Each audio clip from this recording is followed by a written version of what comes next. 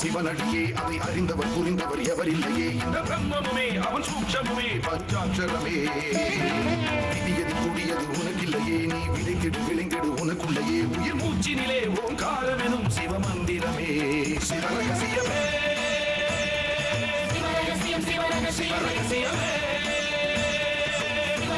சிவரகசியமே ஆதியும் அந்தமும் சிவனடியே அதை அறிந்தவர் புரிந்தவர் எவரில்லையே இந்த பிரம்மமுமே அவன் சூட்சமுமே பஞ்சாட்சரமே விதியது கூடியது உனக்கில்லையே நீ விதைத்திடு விளைந்திடு உனக்குள்ளையே உயிர் மூச்சினிலே ஓங்காரம் எனும் சிவமந்திரமே சிவரகசியமே சிவரகசியமே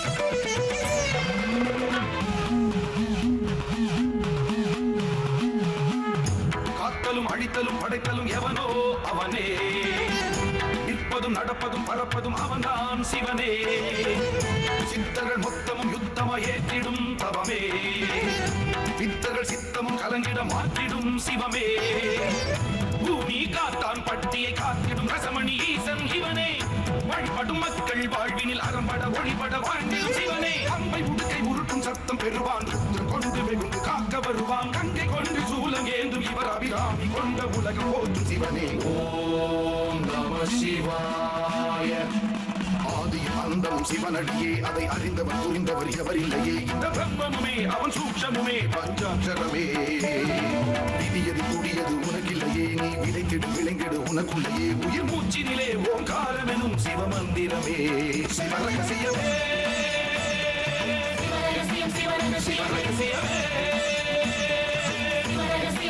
சிவரகசியமே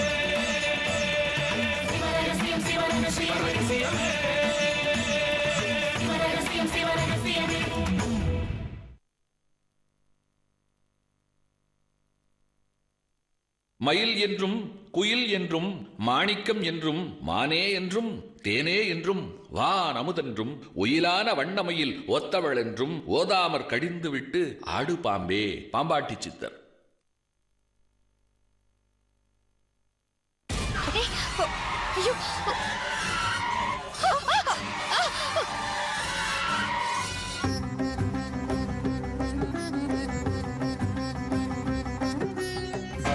நான் நீங்க கொடுக்கிற சாப்பாட்டையும் சாப்பிடாம கூட இருந்திருக்கலாம்.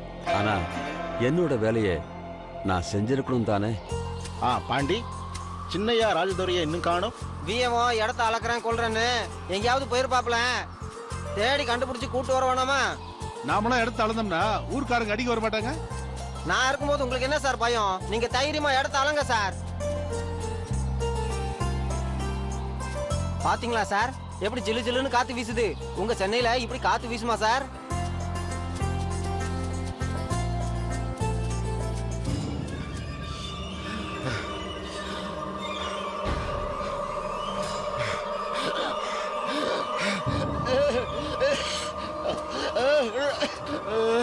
ரமேஷ் ரமேஷ் சார் சார் என்ன சார் ஆச்சு?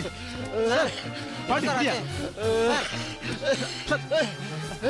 சார் என்னாச்சு சார்? என்னாச்சு சார்? சார் இன்ஹேலர் வச்சிருக்கீங்களா? கொண்டு வரலையா? இல்ல சார் நீங்க சார் நீங்க பயப்படாதீங்க சார். ராஜதுரை இன்னும் காணோம். ஏதா வண்டி தான் ஹாஸ்பிடல் கூட்டு போலாமையா? யோ பாட்டி ஏதா பண்ணியா? நான் என்ன சார் பண்ணுவேன்? எனக்கு என்னத்த தெரியும்? ஊருக்குள்ள வரும்போது கூட சித்தரை பார்த்தோம். இப்ப யாராவது சித்தர் வரக்கூடாதா? வந்து இவரை குணப்படுத்த கூடாதா? சார் நீங்க மனசார வேண்டிக்கிட்டா அவங்க கண்டிப்பா வருவாங்க சார். சார் கொஞ்சம் பொறுத்துங்க சார். சார் பாத்துங்க, நான் போய் வைத்தியரை கூட்டு வரேன். சீக்கிரம் கூட்டு வாயா. கொஞ்சம் பொறுத்துங்க சார், ஏதாவது வழி கிடைக்கும். கொஞ்சம் பொறுத்துங்க சார். சித்தர் சாமி நீங்க வரணும், இவரை குணப்படுத்தணும். இவருக்கு எதுவும் ஆயிடக்கூடாது. காப்பாத்துங்க சாமி, காப்பாத்துங்க, காப்பாத்துங்க சாமி. காப்பாத்து காப்பாத்து சார். பொறுத்துங்க சார், கொஞ்சம் பொறுத்துங்க சார். பாண்டி வைத்தியரை கூட்டிட்டு போயிருக்கான். பயப்படாதீங்க சார். பொறுமையாரு சார், பொறுமையாரு சார். வந்துருவா சார். பொறுத்து கொஞ்சம் பொறுத்துங்க. ஐயா என்னாச்சு? ஐயா இவருக்கு என்னாச்சுங்க? யோ பயா, என்னாச்சு? நானே டென்ஷன்ல இருக்கேன். வான்னு கூப்பிட்டுட்டு போன்னு சொன்னா எப்படியா? கொஞ்சம் பொறுத்துங்க சார், பயப்படாதீங்க.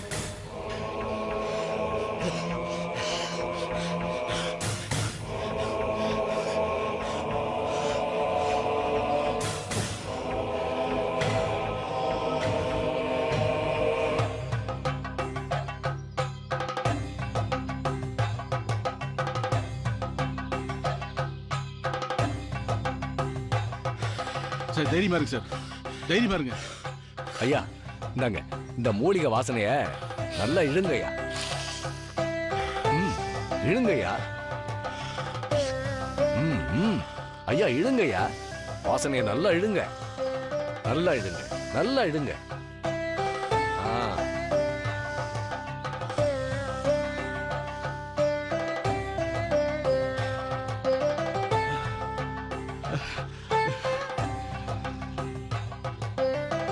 இப்ப சரியாயிடுச்சா? சரியாயிடுச்சு. நல்லது. ஐயா என்ன மன்னிச்சிருங்கய்யா, நானும் ஏதோ அவசரப்பட்டு. அவசரப்பட்டு தானேயா இந்த மண்ணுல கால் எடுத்து வச்சீங்க. ஈசனோட இடத்தை அளக்க நீங்க யாரு? அவனோட இடத்தை அளக்க உங்களால முடியுமா? ஐயா உங்களை பார்க்க சாதாரண ஆளா தெரியலையே. சாதாரணத்துக்குள்ளதாயா அசாதாரணம் இருக்கு. உருவம் கண்டு எடை போடாதீங்க. சின்ன கிராமம் தானேன்னு அளந்துடலான்னு வந்தீங்களா? அச்சாணி சின்னதுதான், அது தாங்கிறது தேரு. அது போலத்தான் இந்த ஊரு. சின்ன கிராமம் தானேன்னு அளந்துடலான்னு வந்தீங்களா? அச்சாணி சின்னதுதான், அது தாங்கிறது தேரு. அது போலத்தான் இந்த ஊரு. நாங்க இங்க கடமையை செய்ய வந்திருக்கோம். மனுஷனா பிறந்த ஒவ்வொருத்தருக்கும் ஒரு கடமை இருக்கு. ஆனா செய்யற கடமையோட பலன் என்னன்னு பார்க்கணும். மனுஷனுக்கு புத்திய கொடுத்திருக்கான்ல இறைவன். ஐயா இப்ப நாங்க என்ன செய்யட்டும் சொல்லுங்க ஐயா.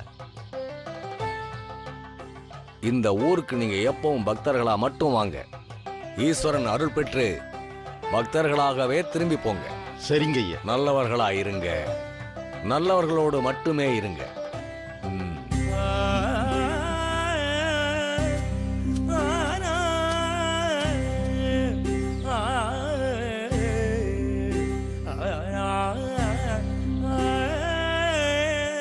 சார் எனக்கு என்னமோ வந்தவர் சாதாரண மனுஷரா தெரியல, சித்தரா தான் இருக்கும்.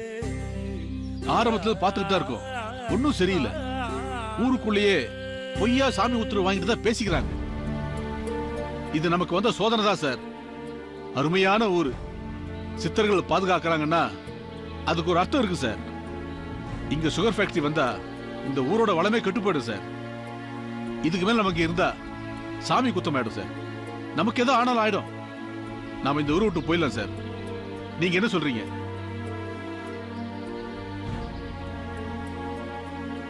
சரி போயிடலாம்.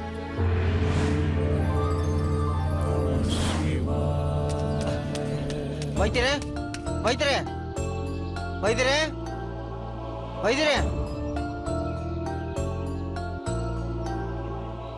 பாண்டி என்ன விஷயம்? விஜய் சார் சொல்லி இடம் அளக்க சென்னையில இருந்து 2 பேர் வந்திருந்தாங்கல்ல. ஆமா, இடம் அளக்க போன இடத்துல மூச்சு விட முடியாம இழுப்பு வந்துருச்சுங்கய்யா. பாவம் துடியா துடிக்கிறாரு. என்ன பண்றதுன்னு தெரியல. அதான் உங்களை கூட்டிட்டு போலான்னு வந்தங்கய்யா. அப்படியா? கொஞ்சம் இரு, மருந்து பெட்டி எடுத்துட்டு வர. அப்பா நீங்க அங்க போக வேண்டாம்ப்பா. ஏம்மா? இந்த ஊரை நாசம் பண்ண வந்தவங்களுக்கு சாமியே கொடுக்கிற தண்டனைப்பா இதெல்லாம்.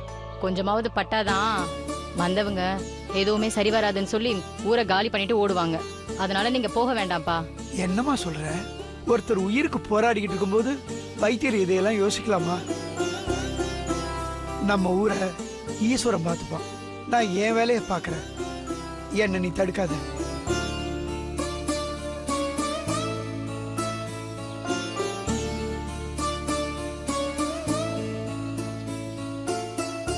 வழி வரேம்மா. பாண்டி வா போகலாம்.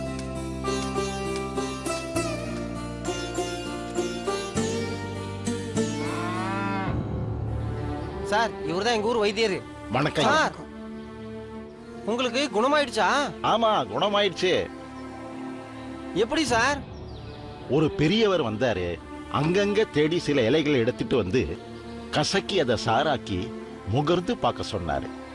கொஞ்ச நேரத்துல சரியாயிடுச்சு. அப்படியா? வந்தவர் எப்படி இருந்தாரு? புல்லுக்கட்டை தூக்கிட்டு ஒரு கிராமத்து பெரியவர் மாதிரி இருந்தாரு. நான் சித்தர் சாமி வேண்டிக்கிட்டேன். வந்தவர் சாதாரண கோலத்துல வரவும் நான் அவர் சத்தம் போட்டுட்டேன். நீ வரவும் சொல்லிட்டு போகவும் சொல்றேன் அப்படி சொல்லிக்கிட்டே போயதோ மூலிகையை பறிச்சு சாராக்கி இவருக்கு நுகர கொடுத்து குணப்படுத்தினாருங்க ஐயா. போகிறதுக்கு முன்னாடி ஈஸ்வரனோட இடத்த உங்களால் அளக்க முடியுமான்னு கேட்டுட்டு பக்தனா வந்துட்டு போங்க, நல்லவங்களா இருங்க, நல்லவங்களோட இருங்கன்னு சொல்லிட்டு போயிட்டாரு ஐயா. அப்ப வந்தவர் நிச்சயமா சித்தர் தான். உங்களுக்கு கொடுத்த மூலிகையை காட்டுங்க. அது இங்கதான் எங்கேயோ. இதோ இந்தாங்கய்யா.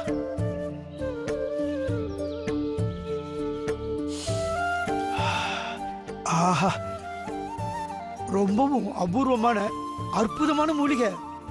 நான் எத்தனையோ தடவை தேடி பார்த்து என் கண்ணுக்கு ஆகப்படலையே. அம்மா, இதை எங்க இருந்து பறிச்சுக்கிட்டு வந்தாரு? அது இங்க இருந்தா பறிச்சுட்டு வந்தாரு. இது பிடி.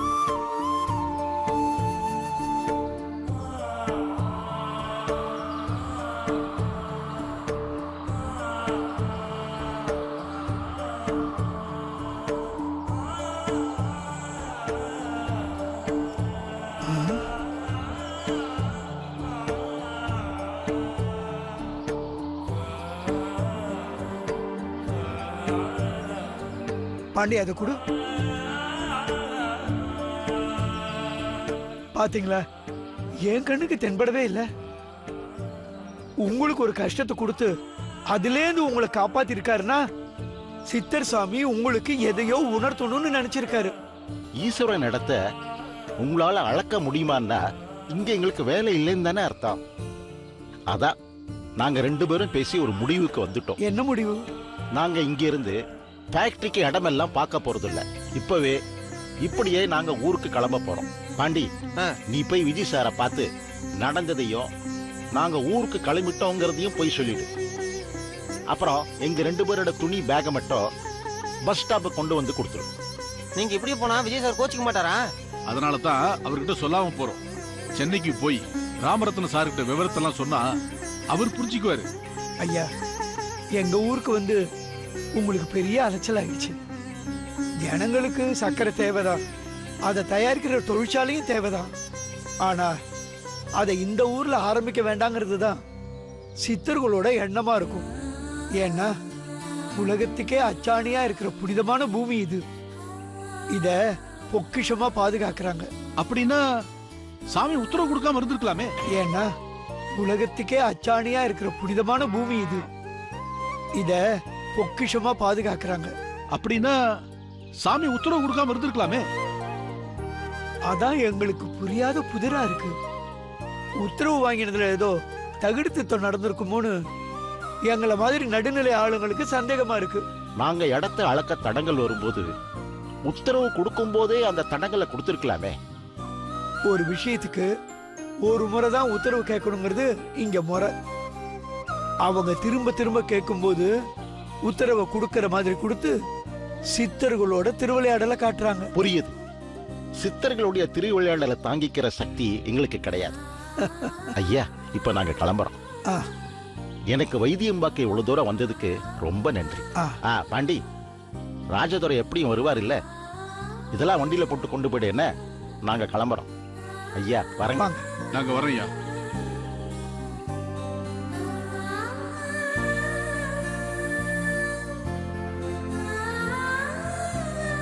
விஜய் தம்பி, சித்தர்களோட விளையாடி உங்களால அவங்களை ஜெயிக்க முடியுமா என்ன?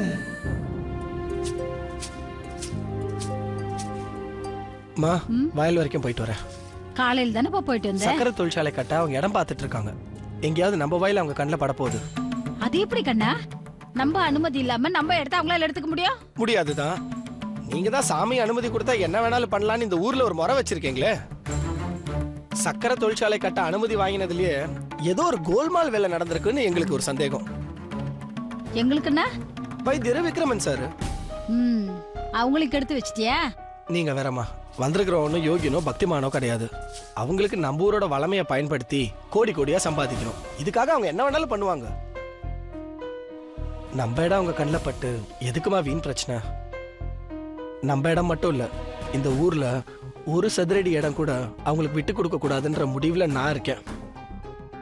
அவங்க ஓடுற வரைக்கும் ஓடட்டுமா, எனக்குன்னு ஒரு நேரம் வரும்ல, அப்ப என்ன பண்ணணுமோ நான் அதை பண்றேன். உனக்கு எதுக்கு கண்ணா இந்த தேவையில்லாத வேலையெல்லாம்? நம்ம பிரச்சனையே பெரும் பிரச்சனையா இருக்கு. இந்த ஊரை சித்தர்கள் தான் பாதுகாக்கிறாங்கன்னு சொல்றீங்களே, இப்ப நானும் அதை தான் சொல்றேன். நான் சொன்னதையே சித்தர்கள் சொன்னா ஏன் எதுக்குன்னு கேட்காம தலையாட்டுவேங்கல்ல. நம்ம ஊரு ஒரு பொக்கிஷமான ஒரு ஊருமா. நம்ம ஊரை நம்ம தான் காப்பாத்தணும்.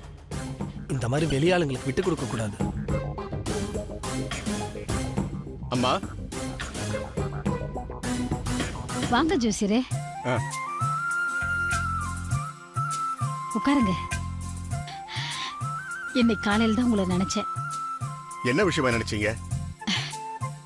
இவ நேத்து கொல்லை பக்கமா போய் செம்பருத்தி பூவெல்லாம் பறிச்சு சாமி படத்துக்கு முன்னாடி வச்சு சாமி கும்பிட்டா. இந்த விஷயத்த நான் உங்ககிட்ட உடனே ஃபோன் பண்ணி சொல்லணும்னு நினைச்சேன். நீங்களே வந்துட்டீங்க. ரொம்ப சந்தோஷமா. ஆனா உங்க பொண்ணு குணமாக ஏதோ ஒரு ஆபத்து அவங்கள சூழுதோன்னு எனக்கு தோணுது.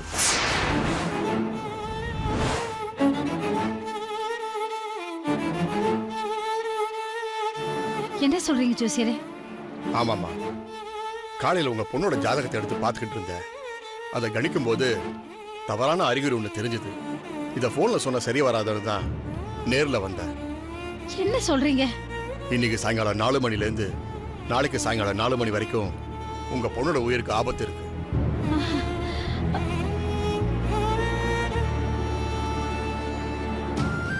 என்ன வேணும்னாலும் நடக்கும்.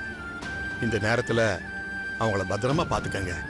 அவங்கள தனியா விட்டுட்டு எங்கேயும் போக வேண்டாம். இதை சொல்லிட்டு போலான்னு தான் வந்தேன். ஏன் ஜோசியரே, உங்களுக்கு வேற வேலையே இல்லையா? எங்க அக்கா நேத்திக்கு கொல்லப்புறம் போனது எங்க அம்மா கவனிக்காம எங்க அக்கா தொலைஞ்சு போயிட்டாங்கன்னு எங்க அம்மா தவிச்சது எனக்கு மட்டும்தான் தெரியும். நீங்க ஒவ்வொரு வாட்டி வரும்போது இந்த மாதிரி ஒரு குண்டை தூக்கி போடுறீங்களே, இது உங்களுக்கே நியாயமா இருக்கா? கடா, என்ன பேச்சு பேசுற?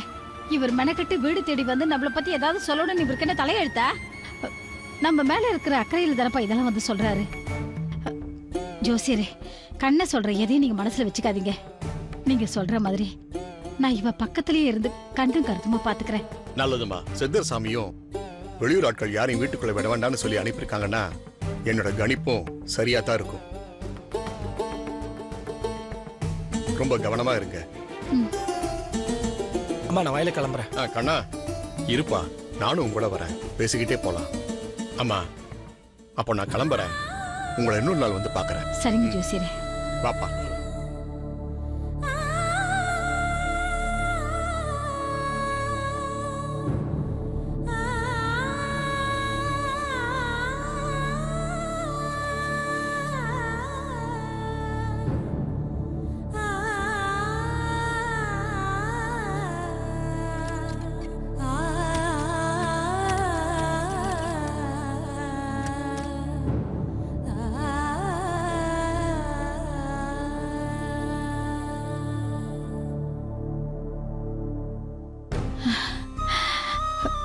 ரசமணீஸ்வரா, என் பொண்ணுக்கு எந்த ஆபத்து வராம நீ தான்ப்பா அவளை காப்பாத்தணும். நீ தான் அவளை காப்பாத்தணும்.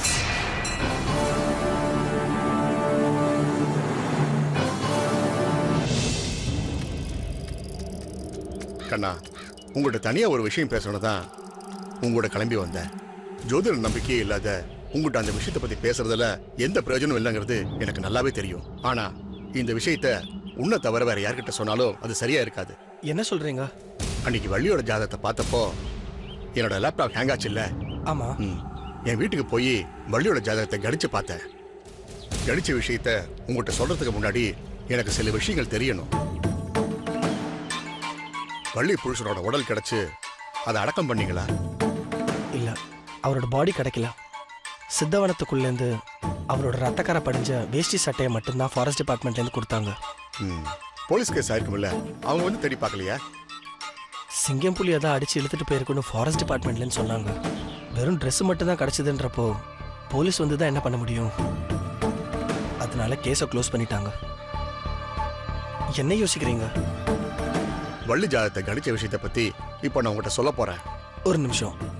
வள்ளி பத்திய விஷயத்த வள்ளிக்கிட்டே அவங்க அப்பாட்டியோ தானே சொல்லணும். நீங்களே சொன்ன மாதிரி ஜோசியத்து மேல நம்பிக்கை இல்லாதவன் நான் ஏன் என்கிட்ட சொல்றீங்க? வள்ளிக்கிட்டையும் அவங்க அப்பா கிட்டையும் இந்த விஷயத்த சொல்ல முடியாது. சொன்னா அது அவங்கள ரொம்ப பாதிச்சிடும். அதனால வைத்தியர் குடும்பத்து மேல அக்கறை உள்ளவங்ககிட்ட சொல்றதா எனக்கு சரின்னு தோணுது. சரி சொல்லுங்க. தன் நெத்தியில குங்குமத்தை வச்சிட்டு இருக்க வேண்டிய வள்ளி விபூதியை வச்சிட்டு இருக்கா.